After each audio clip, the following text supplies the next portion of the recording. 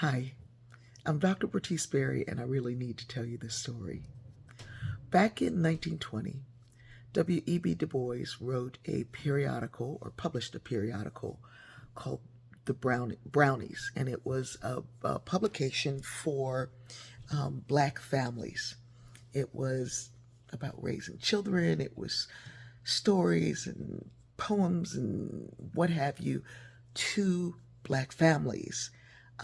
It was instructional, it was informational, it was wonderful. And a couple of weeks ago, I got a call from a New York Times reporter asking me about the new Brownies book by Corrida Brown and Charlie Palmer. And it is amazing. And they were contacting me about it because one of my stories is in it. And the reporter wanted to know, if I knew about the original. I said, yeah, I grew up in Wilmington, Delaware. And she says, what does that have to do with it? I said, well, we didn't desegregate until 79. We didn't desegregate our schools until 79. So it meant that the perspective that I grew up with wasn't, I can't even call it a perspective, because a perspective means that you could actually have another one. There was no other one. It was a lens on Black life and Black excellence that allowed me to know County Cullen before I knew the Rolling Stones. I knew Du Bois Brownie books before I knew anything else. And this new book, I'm telling you now, is such a love letter. And the artwork and it tells you about the original, and then it brings it forward. There are some pieces of the original, and then this new art, this newly produced, presented stories. And I'm not showing you everything because opening this book is pure surprise. I mean, that's Charlie's work. I mean, it is.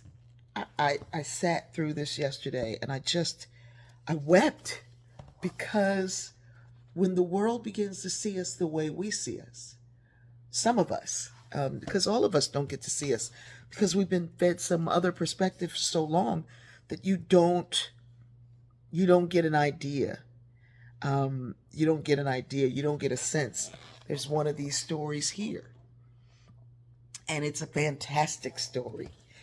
I'm not showing you everything, but I will share a little bit of this story that I wrote so many years ago when my kids were little. And when I got a call from Charlie, it was before he did the art for Black World, saying he was calling to say, do you have any, I really respect your work, and do you have any stories you'd like to include, new or old? And I was like, yes, I do. And it's this story called The Island of Lost Fathers, and Jabril, named after my son. Actually, once upon a time, in a far, far away place, lived a little boy named Jabril. Jabril had a brother named William, and a sister named Fatima, and a sister named Mariah. Now, he had a wonderful mother, but she was a chosen mother, a mother who came to care for them because their mother was sick. Jabril wished for more than anything, and that's all I'm going to tell you, because you have to get this book. Anyway, The Island of Lost Fathers is this wonderful story that I begin here, and I know that these will continue. This is going to be has to become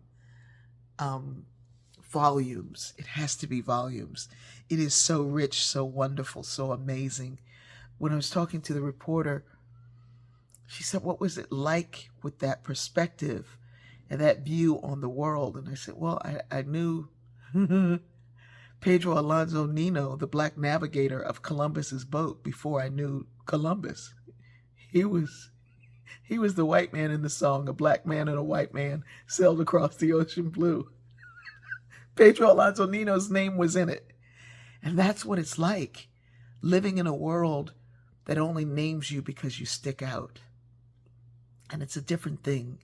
So I hope that everyone goes on Amazon or wherever you purchase your books. It'll be available everywhere, but it's available pre-order right now on Amazon. but I know that every bookstore will have this. I'll be doing a book event soon. And then Beauty Thieves, my next novel, will be available on digital and audio very soon. I got a message last night from Fatima, and she called and she said, I'm mad at you. I said, what is it? No, she texted me. And so I called her. I said, what is it? Why are you mad? And she's like, I got to this one part of the audio, and it scared the bejesus out of me. And I said, well, should I change it? And she said, absolutely not. It's so good. And it lets you see into love in such a new way. And I was like, what? Anyway,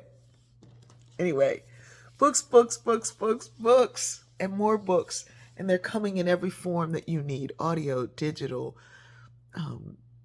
this beautiful art book that will remain amazing forever. I mean, come on, people. I'm getting a copy for my church, for their library, and also our wonderful photographer slash top attorney of the state, one of the top attorneys in the state, makes beautiful bulletins for us every Sunday, and almost always it includes wonderful Black art. And so I know he will fully appreciate this, and you will too. Oh my God.